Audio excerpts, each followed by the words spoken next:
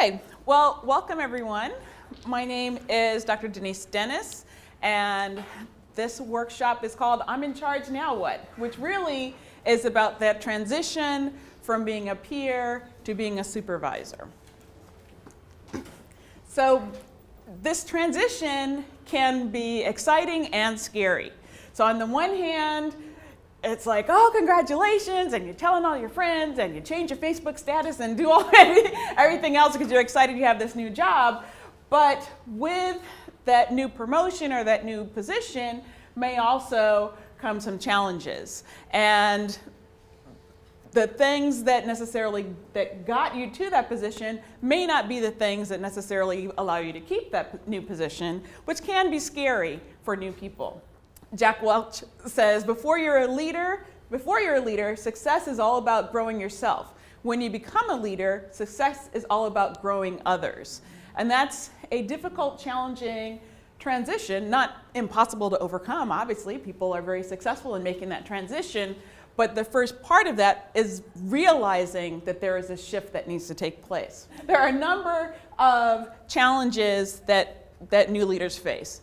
So previously, they were individual contributors. You were just in your lane doing your thing and just the best at what you were doing. You had a bottom-up perspective, so you understood what was going on at the ground level of the organization, and you had buddies. You had work buddies that you hung out with, went to lunch with, maybe you hung out after work, but you had a group of colleagues that you were used to interacting with. Now that you've been promoted to a leadership position, all of that has changed. So rather than success through your individual effort, your success is measured by how well you're able to get other people to reach the organization's goals.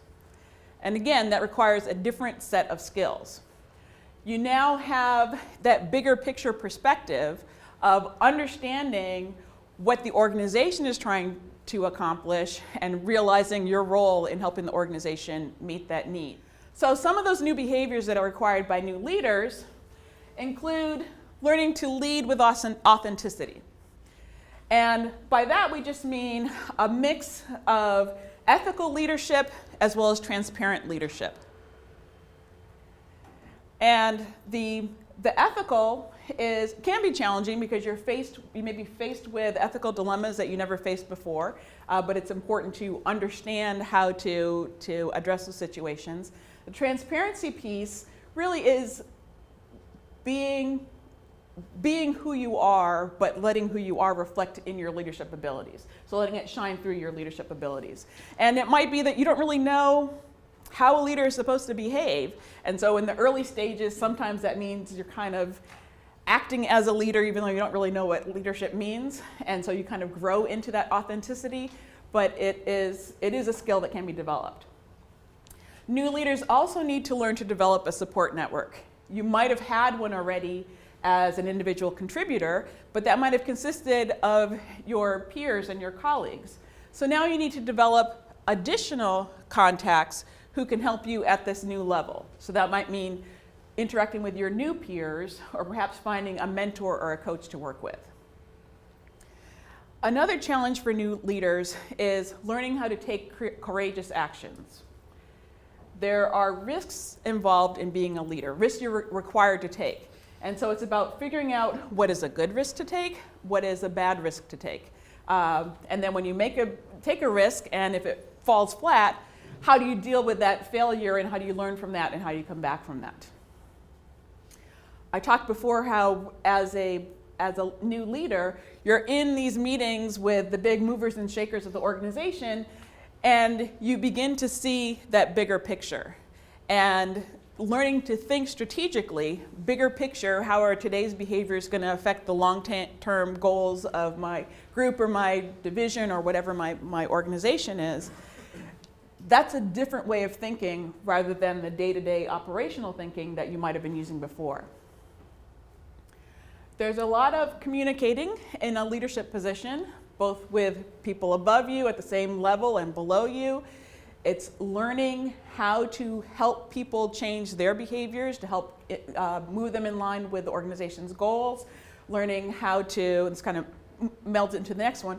Learning how to inspire people, how do you motivate others, how do you communicate in a way that people understand that they are appreciated. All of that is an important part of the leadership skills. And then that leading former peers, which we've talked about before, and that's really where I want to focus the balance of our time today, is what are the issues surrounding leading former peers that are such a big issue. So when leading the people that you used to hang with, some of the things to keep in mind. First of all, when you start off, you need to tread lightly. And often what happens when people first get into that leadership position and now they're in charge of the people they used to work with, it's like, well, I got to show them I'm boss. So hey, move that water bottle over, and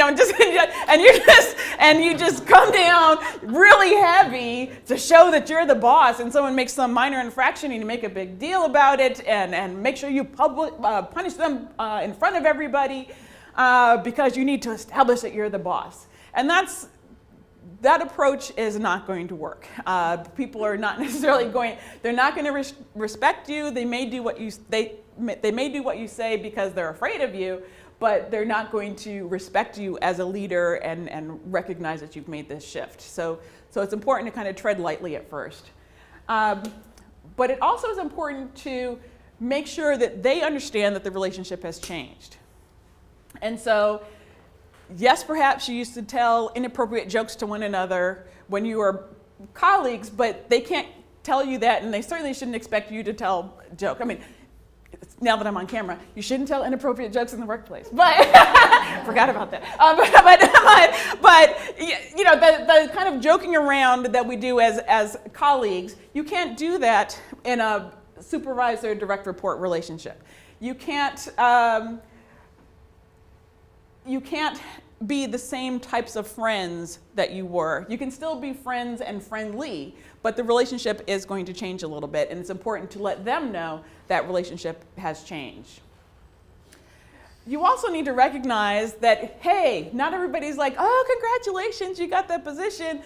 Some people are going to be like, I would have been much better at that job than she is, and I don't know why she got it. So you may have some of your former colleagues who are really upset that you got that promotion that they really wanted and thought that they were getting. So it's important to recognize that and deal with those people, which is part of the building your communication skills. Acknowledge that, yes, they do have skills. They may actually just need to kind of be left alone a little bit and given a chance to kind of simmer down a little bit before they can interact with you as their supervisor. So again, that's part of that treading lightly also. You need to learn how to gain respect of your former peers. So that's showing why you were selected, not telling, but showing, demonstrating that you are a leader, demonstrating that you're open to listening to their ideas, that you respect their ideas, that you want their input, that you're going to work together to solve problems, while at the same time establishing, we're working together, but the final decision is mine. I'm still the leader, but we're all a team. And then you also, part of that leadership authenticity is establishing your credibility and establishing your authority as the leader. Brian Tracy says, become the kind of leader that people would follow voluntarily, even if you had no title or position. It's about having that mindset, making that change, and I hope that has been helpful for you.